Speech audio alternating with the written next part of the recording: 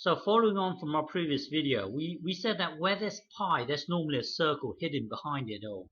So for example, this pendulum here, the time it takes to make one swing here is given by this formula. And this formula happens to contain pi.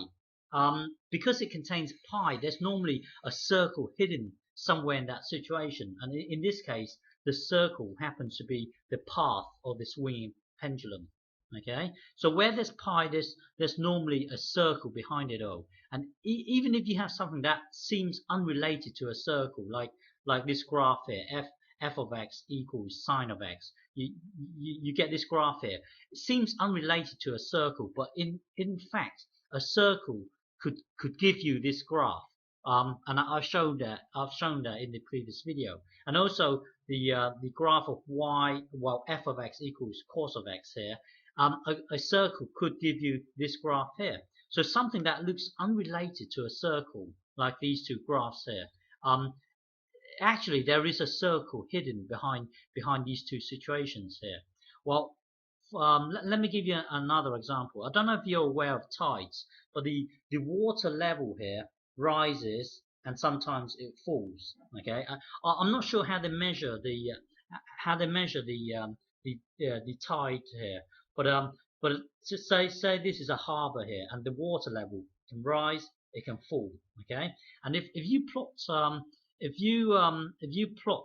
a graph of water level, let's say sea level, the level of the ocean, the level of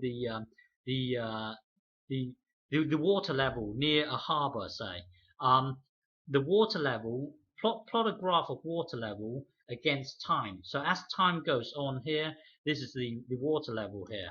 So the water level, it rises and falls like this. And here, surprisingly, there is a circle hidden in this situation here. So you've got a situation where the water level rise and fall, and the thing is that there is a circle hidden in this whole scenario here. And the circle, press pause and think about it. Where if you have water level rising and falling, where there's actually a circle hidden in this situation here. Try and pause and think about it. What could cause this circle, and what is this circle that I'm talking about? Okay, so press pause and just have a quick think. Okay, so here, so water level rises and falls like this, and when we have a sine graph like this, not always, but there's a reason that there's a circle hidden there's a circle hidden in this situation here, and the circle being the moon orbiting Earth. You see, in some of the earlier videos, I said that when two bodies, so M1 and M2, when two bodies have two masses, they want to come together, and it's this thing, and it's this together thing that is gravity. Gravity is gravity causes, when two things wanting to come together, that's pretty much what gravity is. So here you've got a moon here of mass 1, and I suppose you can think of the water being M2 here, and because the moon has a mass, the water here has a mass, they want to come together, and that's what gravity in a way is. So here the moon is pulling on the moon is pulling on the water. So let's say you are here. You see here, this is low tide here, because the moon is over here, is pulling the water. So here the water level is pretty low. If you look at over here, when the moon is above your head here, it's actually, well, this here is high tide. Okay, and so here you've got water level, a graph of water level against time, and it gives you this here. And the circle hidden in this situation here is actually the moon orbiting the Earth, and it's causing the water to rise and fall. Okay, let me give you let me show you this. Hang on. So here you've got a spinning. Hang on. So here you've got a spinning.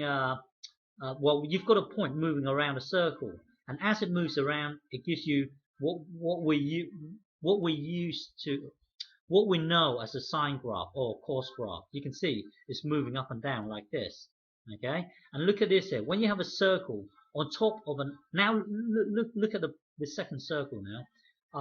You've got a circle within a circle, and it moves as it moves around. It gives you this wave like. It gives you this new kind of wave. Okay, and then when you have three circles, a circle on top of a circle on top of a circle, it gives you another wave-like graph. Okay, so here the bottom one here, it gives you my point is that hang on, my point is that normally when we have a sine graph, it looks like this. Okay, and one possible cause of this is a circle.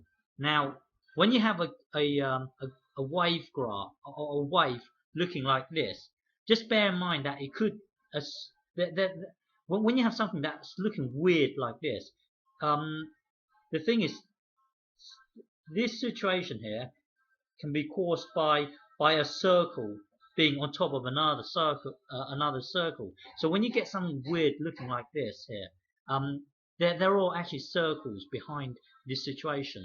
So have a look at this here. So yeah, so here you've got a circle on top of a circle, and it's giving you this weird graph here. And well, just bear in mind that when you get given something weird like this graph here, it's actually they're all circles hidden behind it all. Okay.